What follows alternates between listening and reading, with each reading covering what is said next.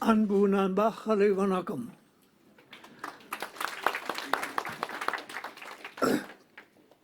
I want to thank the organization here for having invited me for the second time. It is 20 years ago since we met. But I'm very happy to see known faces, old friends, and make new friends during these days. I'm going to speak about a difficult subject with a terminology which is a little artificial, because I had to summarize 14 pages, and so you will get a handout to make it easier to follow. The headline of my presentation is The Ideological Construction of Sinhala Buddhist Ethnonationalism by Semantic Displacement. Let me first point out one thing of a former speaker who rightly emphasizes the necessity of a study of longue durée, of a long historical perspective, which makes it evident that the present atrocities against the Muslims is only a part of a long history of atrocities. When I started in 1970, I took over from my teacher, Heinz Bechert, who studied at that time militant Buddhist movements from the 1940s onwards. So I continued with the study in 1970s, and I could list more than 100 Sinhala Buddhist militant movements. Not all were directly violent, but it gave me the impression that there is a continuity. Of course, we can go further back to the colonial period, where much of the inspiration has come for the present time, and also to the Vangsik tradition, the tradition from the chronicles, the Mahavamsa, the Deepa Vamsa, and all these things which were very anti-Tamil. So with this long perspective, we get another impression of the strength of this ethno-nationalism. Sinhala Buddhist ethno-nationalists rationalize the ownership of the territory of the unitary state by retrieving nationalist and or Buddhist concepts from the past of the anti-colonial struggle in large parts of Asia. For example, the term Bhumiputra, son of the soil, it is the soil where the Buddha allegedly trod 3 times. In the Mahavamsa, it is told that the Buddha flew to Sri Lanka 3 times. Having been turned against colonials, now the designation Bhumiputra was turned against Tamils. Then we have another concept, it is in Pali, Ekachatra, one umbrella. It is a metaphor for the unitary state now. And further on we have the concept of Dhammadipa, which is a canonical concept, true, but it was later translated wrongly as island of the Dhamma. It's a wrong translation. It is no translation at all. It is a kind of transcreation, we usually say, when a translation is fanciful. And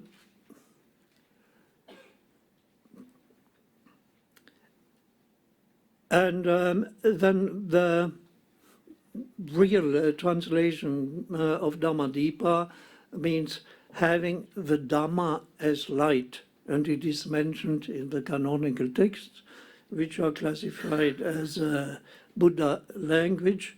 So it has nothing to do with the island at all, huh? Because the word deepa, you know, has the double meaning of island and of light. Huh? But in the ethno-nationalist tradition, they have chosen island for deepa, which is a wrong translation. Then we have the word Sinhala Deepa. It doesn't exist in the canon at all, but it started to be used in the centuries from our time reckoning. So it is an old word, but it was not used as in the present sense. It was a toponym, that means a name of a territory, of an island. And this name as a toponym became, so to say, the name of all inhabitants in the island. So all were Sinhalas, were independent of if they spoke Tamil or Sinhala or any other language. It's a demonym, huh? And it was used as a demonym in the historical tradition. But in the modern tradition, this has been made into an ethnonym. That is, the Sinhalas are one specific group against the Tamils, who are not Sinhalas. Huh? So we have this change from toponym to ethnonym, and then again, what is happening nowadays is that this ethnonym, so to say, is expanded over the whole island. So the Sinhalas alone shall be in this island. Huh? So then this ethnonym becomes a demonym again, huh? As a final creation of so-called harmony, where no other minorities exist in the island. Huh? So these modern translations can be described as transcreations or as semantic displacements. They are pushed ahead and correspond to political religious interests. In the Chronicles, we also find an allusion to a list of 16 places that the Buddha allegedly has visited, including Nagadeepa in the Tamil North.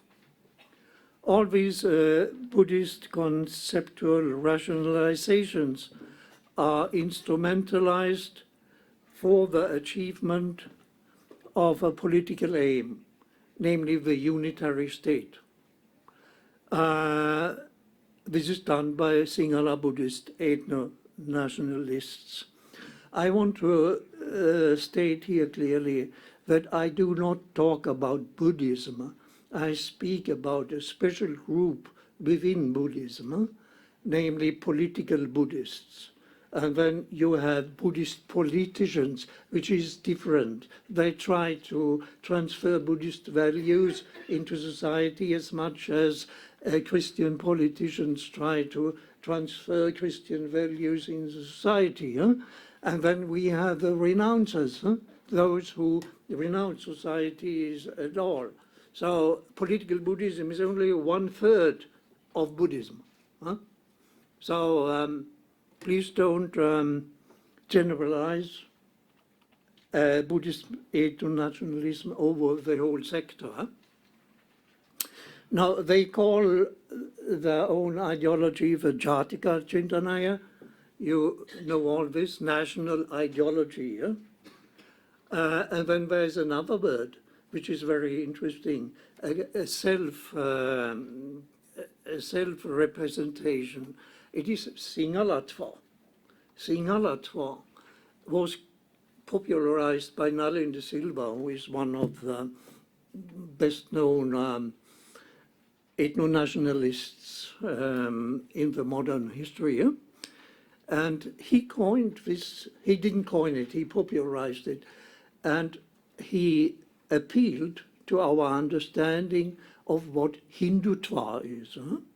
So he made, so to say, an analogy to Hindutva, Sinhalatva. And you all know what Hindutva is, so I don't have to go into this. Now, this ideological program incites to verbal and physical aggression. I say incite.